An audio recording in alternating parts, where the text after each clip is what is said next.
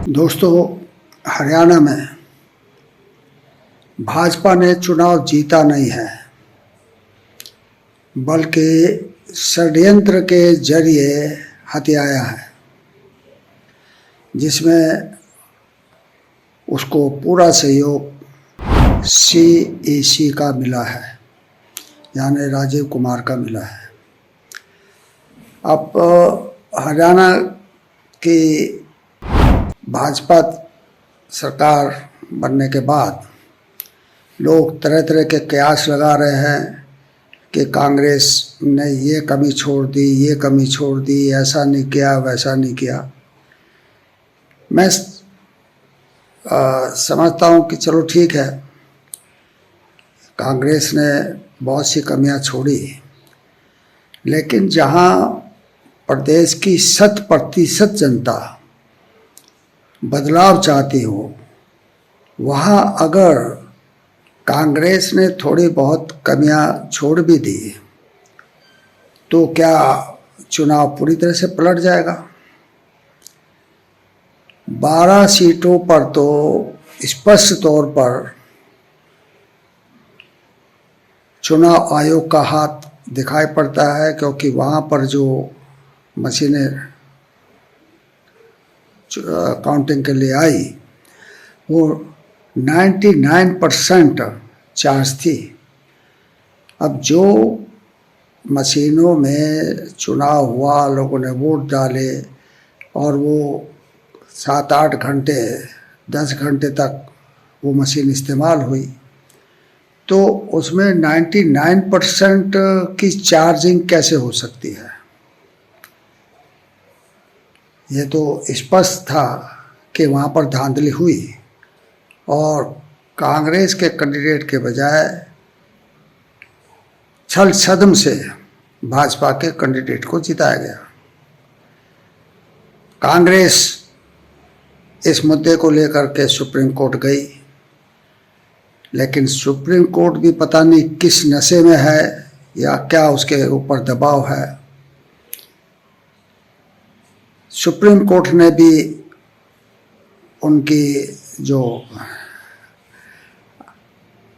उन्होंने जो आवेदन किया था, जो उन्होंने अपना शिकायत दर्ज कराई थी, उसको सिरे से खारिज कर दिया,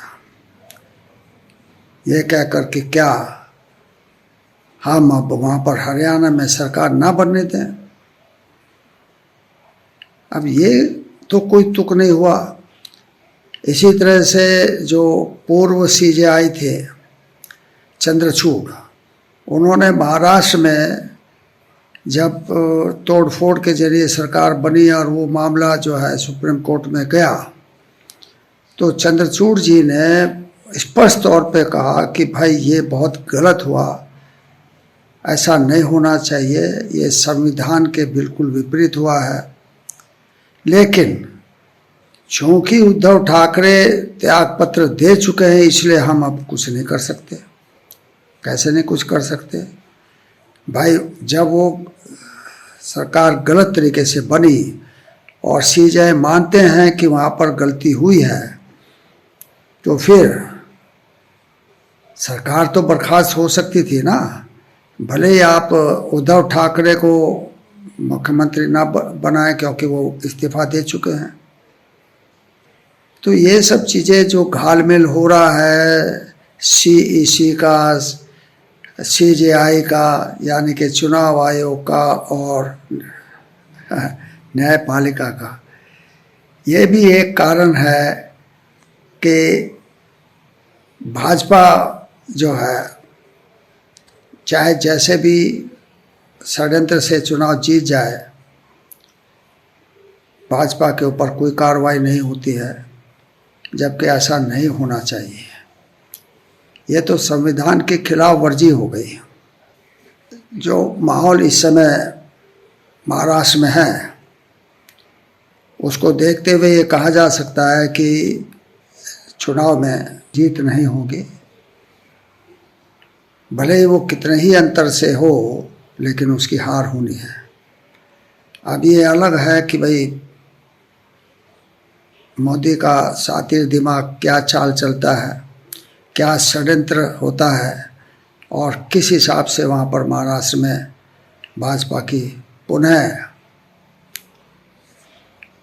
आने की नौबत आती है, ये तो 23 तारीख को ही पता चलेगा। जय भीम, नमो बुद्धाय।